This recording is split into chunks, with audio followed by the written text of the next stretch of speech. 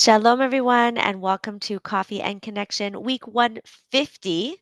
Thank God, quite a number to get to. I'm happy to be here with all of you. I actually am just like a little bit under the weather, and my throat is pretty scratchy. So I'm going to do my best and talk as much as I can. And then I actually have to run to a Sheba Brachot that's here in the Old City. So please God, I'm really excited to talk about this topic because I know it's one that's really important and can really have an effect on how we even feel about summer vacation, right? This topic of like, how do we handle um, when, let's say, like, the first topic, which is like, how do you handle it when kids are bored? Because and it's fascinating how even when, they have stuff to do, like today, we went on a trip with my in-laws in the morning and they had stuff with their friends at night, and yet in the middle of the day, there's still this, "Oh, I have nothing to do. What am I supposed to do? What can I do?" And that happens on a regular basis, right? They don't have their structure. Even when they have structure, these questions can still come up, but that like boredom piece, right? How do we handle that so that we don't dread the summer, that we don't start to make ourselves responsible for constantly filling up their time, which becomes basically impossible. And then that leads to the bigger question of like, in general, because maybe you don't have kids that age, that like that question of, how much are we responsible for our children's happiness, for our children, how they spend their time, not just our children, our family members, right? If your husband's in a bad mood, is that on you to fix it, to make it better, right? If you know other people, like how much are we actually responsible for that? So, the first thing I want to talk about is that to really get curious when you hear somebody say, I'm bored, right? Your kids say you're bored, you see your husband in a bad mood, you see somebody like bothered, right? It's really important to notice. Let's start. It's interesting. If we start with the practical, then it becomes easier to see like what's going on underneath. So, what would it sound like for you to respond to them in a way where you're really recognizing that it's not your responsibility to make them happy? And let's just first like note that. Like, as much as we care about our kids and we care about our husbands, we care about our families, we care about people, there is something very a certain what's the word I'm looking for? Like habit or pattern we can get into where we actually feel that we are responsible for making them happy, that we're responsible for filling up their day. And like I said, that becomes this like never ending task because even if you give them something to do, then the moment they have nothing to do, it very quickly again becomes, now I have nothing to do.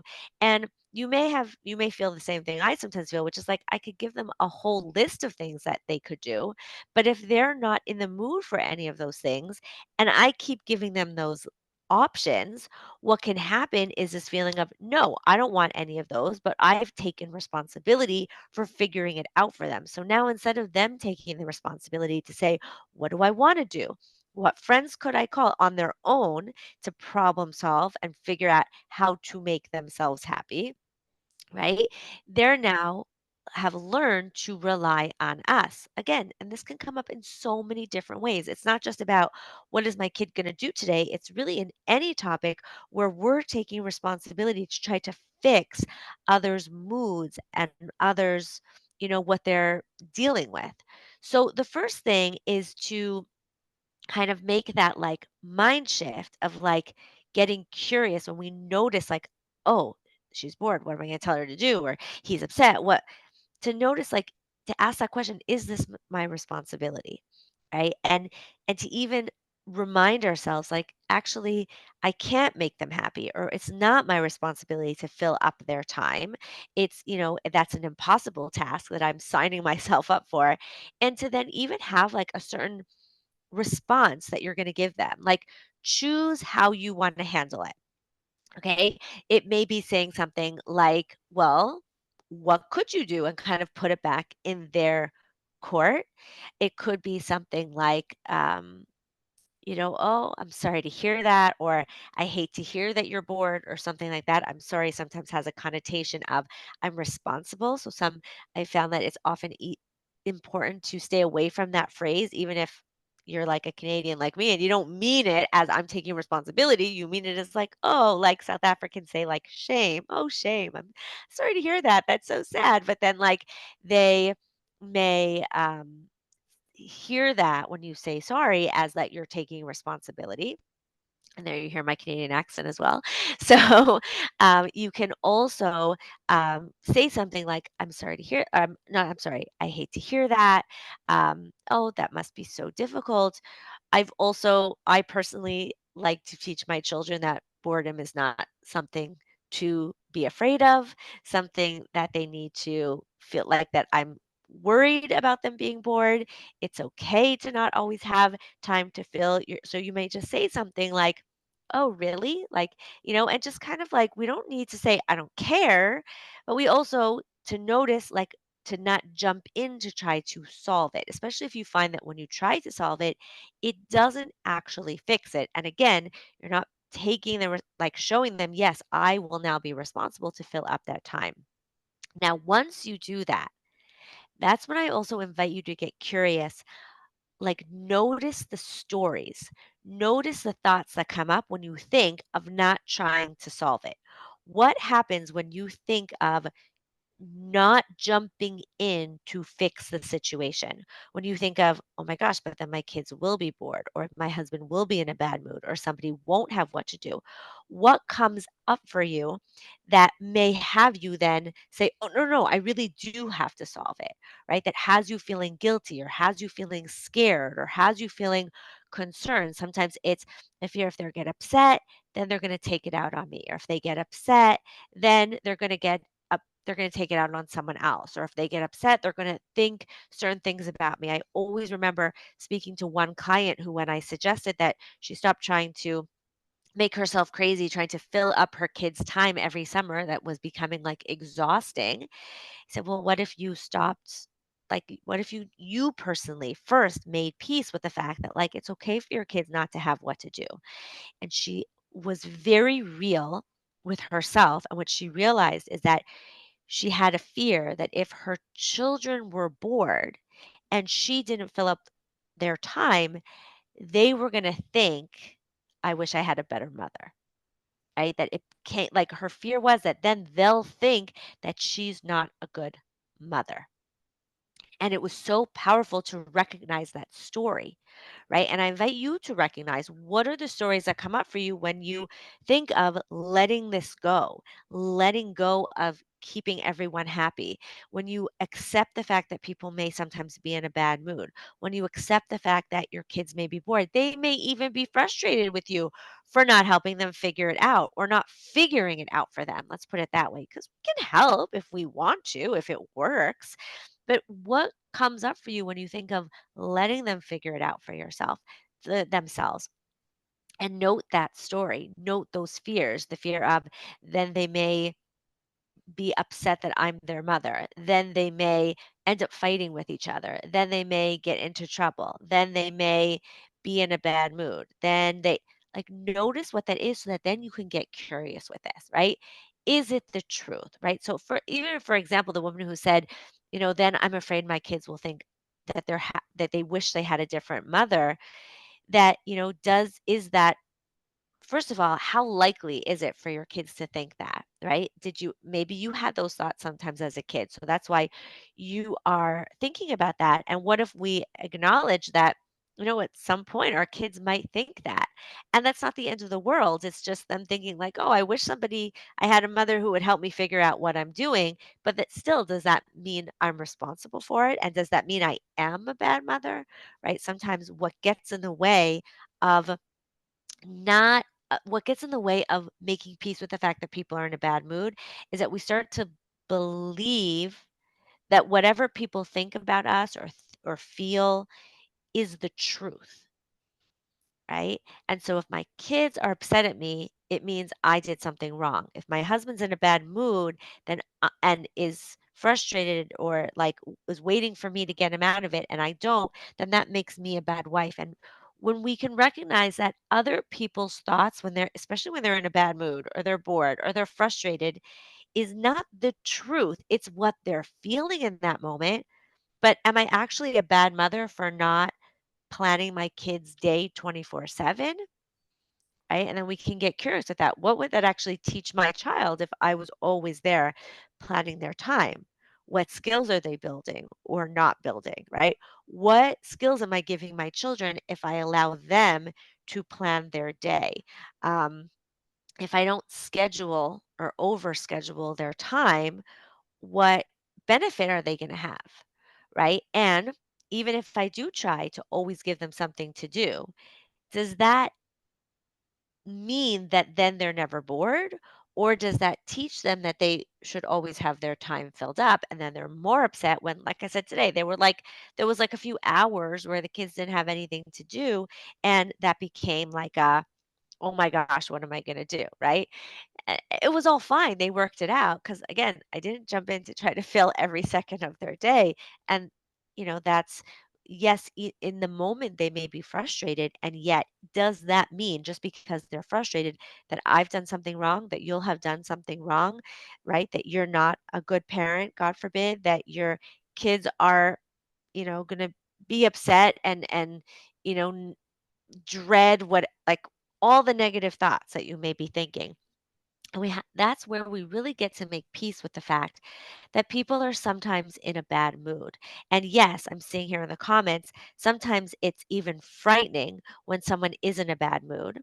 And what we always want to make sure that we're safe. If someone's in a bad mood and they're going to not be nice or they're going to yell or if we're really scared of something, it's always important to make sure that we take care of ourselves. So if somebody is really not in a good mood and they're taking it out on us, we don't have to stay in their space, right? If the kids are all whining and complaining and refusing to find something for themselves to do, we can go into our room and close the door, especially if they're older, or we can say, "Well, I'm taking the kid who needs to be watched. I'm going to take those kids out for a walk," or I'm like not like we take care of ourselves. And if it's like a husband or somebody who's really not being nice, not in a good mood, and they're yelling or screaming and it's scaring you, like I'm seeing here, then that's where you could leave the house, leave the room. Sometimes, and this, if like really it's a situation where you don't feel safe, that's a whole different situation. And I'm always going to suggest if somebody doesn't feel safe, that they make their safety the number one priority and maybe disregard what I'm going to say now. But if it's not a question of physical safety, it's a question of emotional safety. It's a question of fear of how are they going to respond or what are they going to think. We always want to get curious. Is it possible that jumping in to fix it in that situation is actually giving them like and this is not about blaming you for their actions because every person is 100% responsible for their actions.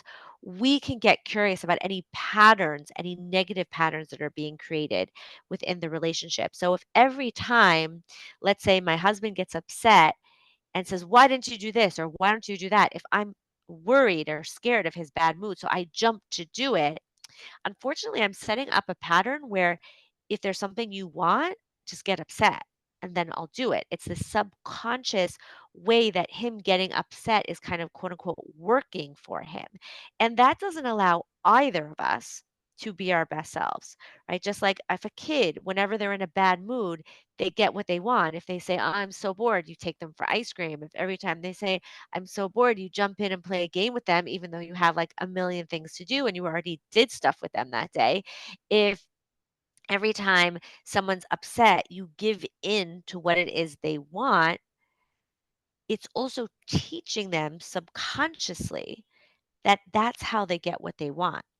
They whine, they yell, they get upset, they mope, and we in that fear, and not just the fear, the desire to make everyone happy, which I find most women who are relationship conscious and want good relationships, we want everyone to be happy. So when we see someone upset, we want to fix it. And unfortunately, that's how we end up often creating patterns where it serves people to be upset. Every time we do something, there is some reward that we get for it. And sometimes the reward for being upset, the reward for being in a bad mood, the reward for not being so nice is that people actually give us what we want, right? And we kind of learn these patterns when we're kids. We bring them, so that's why it starts when our kids are kids, right? Making sure that we're not like giving um reason for this pattern, and then it continues into our relationships where you might I invite you to get curious, like where it's showing up, even for ourselves. Like, wait, how do I get what I want? Right? Do I find that if I get in a bad mood, I get what I want? Sometimes women will say to me, I just came up on a call recently where I was saying how sometimes women will say to me, I realize when I yell at my husband, he does what I want. Like, shouldn't that not work? Like, here we are trying to be all, respectful and feminine, and but yet when I yell, I get what I want. And I say, yeah, sometimes there's truth to that. If we yell, we may get what we want. If we're nasty, we may get what we want because our husbands want to please us, because your husband wants you to be happy in the same way. And yet, how do you feel? Are you being the woman that you want to be? Are you creating the environment that you want to create? And that's why when we break these negative patterns, when we stop jumping in to make everyone happy, our kids, our husbands, whoever it is, then what actually happens is we're also helping them to be their best selves, where they don't have to mope to enjoy vacation. They don't have to be in a bad mood to get what they want, because no one really wants to do that. We only do it because we think it gets us what we really want, right? So, okay, great. So I hope this was helpful for everyone. And I know, for some people, summer has started a long time ago. I know I was talking to someone who said her kids have been out of school since Shavuos. For some, it's just starting. Elementary schools here had their first day of vacation today.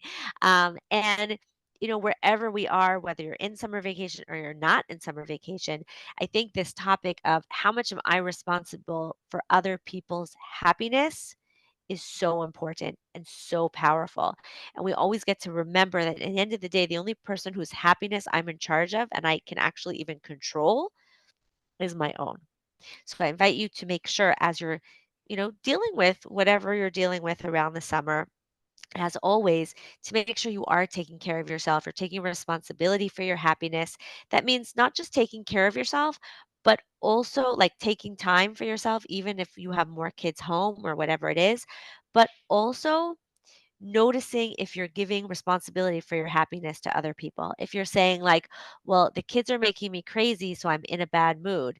Um, sometimes it's even some men get out of their schedule in the summer, and then they also can be in a really bad mood when they're out of schedule. It's a very common thing. And okay, he's making me crazy, so I'm in a bad mood. To notice, like someone said something, and now I'm in a bad mood. To notice those things and realize, okay, what can I do in this moment to not not give responsibility for my mood to somebody else, and make sure that I'm working through my stories, noticing what upset me, communicating what I need to communicate, setting boundaries as I need to set boundaries, so that you are honoring and taking care of your own happiness and are in a better place to also give everyone else to take care of their happiness as well. So I hope this was helpful for everyone. And you're welcome to share with me any thoughts or questions, send me an email, any specific topics that you'd like covered over the weeks of summer, especially. I'm happy to hear from you. Send an email in response to the email that you got about this week's Coffee and Connection, letting me know what is it that you already know is going to be an issue over the summer, because it's been an issue for the last 5, 10, 20, 40 years. And when we go into a situation saying, instead of being surprised by the issues that come up, but instead we're prepared for them, not to make a self fulfilling prophecy, but to go in with acceptance. Like, there are certain issues that come up every summer. Let's get conscious of them and look for tools to deal with them in advance, so that you don't suddenly get like surprised when they happen, and you feel that you can be the woman you want to be as you're dealing with them. So I look forward to seeing you on our next coffee and connection, Be'ezrat Hashem. Until then, may we all be blessed to live, love, and be loved with all our hearts. Goodbye for now.